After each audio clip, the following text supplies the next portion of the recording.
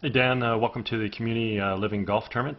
Just want to give you an opportunity here to view your swing at regular speed. Let that play through a few more times, put you back in your address position, and we'll go ahead and take a look at a few things for you.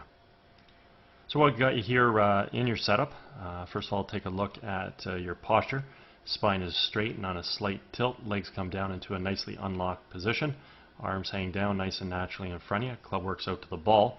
So you're achieving a really good posture here in association with good balance. Looks excellent. At this point in time, we can take a look at your alignment. We can see your feet set up a little bit to the right.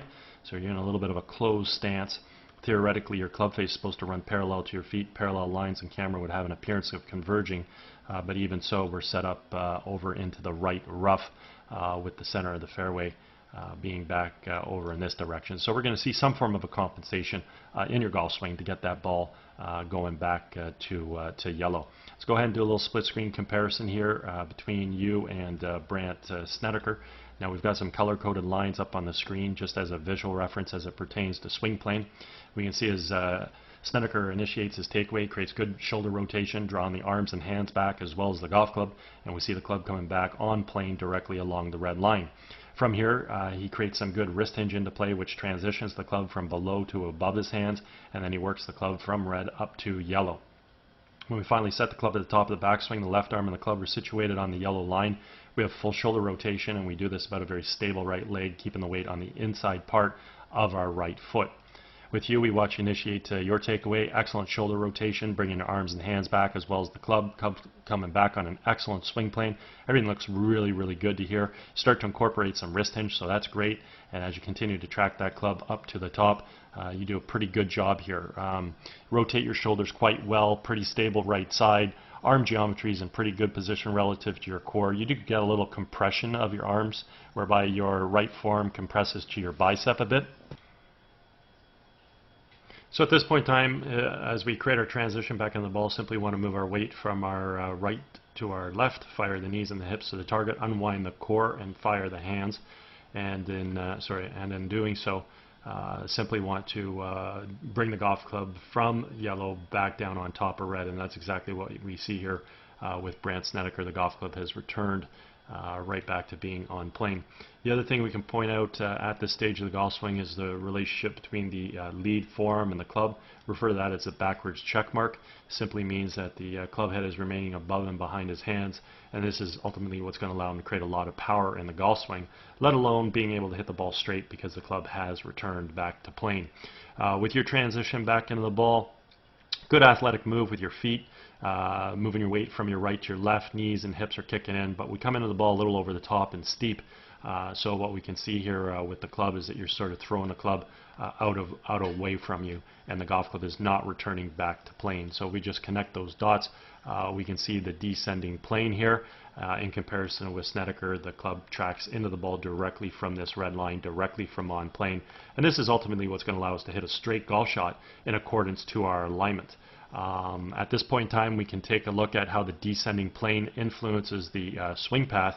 We can see with Snedeker, his club is inside the ball. It then expands out to make contact, moves through in a nice natural subtle arc, whereas your club is stuck outside the ball, drops down and across, and is moving in that direction. So if you happen to square the club face up to that swing path, you'll obviously pull the shot in that direction, and in your case that's a good compensation for you, because again, if we go back to your address position, I had mentioned that your feet were aiming out to the right. Parallel lines have the appearance of converging. You were set up to hit the shot out towards the right rough. Center of the fairway's back over here, so that out to in path is going to allow you to hopefully pull the ball back online. Now, if the club over releases, not only will you pull it, but you'd hit a pull draw or pull hook. If the club face under releases, then what's going to happen is you're going to hit a pull fade or pull slice. And if you time everything perfectly, then the ball will stay online with maybe just a subtle pull fade or just a pull straight shot.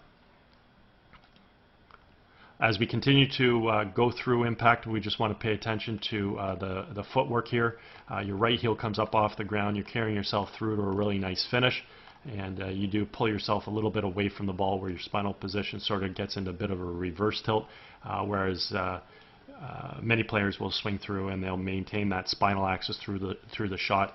And one of the things I'm mentioning that for is because what happens is when you come back to impact, we can see you sort of hit the top of the ball. So that's because your spine has pulled up out of position. So if we take a look at your spinal position right now, it's sitting at about 79 degrees, but at address, your spine was sitting in a position of 57.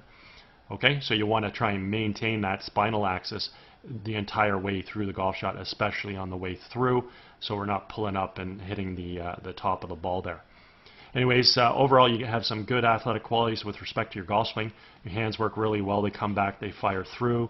Your core is working pretty well, you coil back, you uncoil through. You've got good footwork, so it carries you through to a good finish.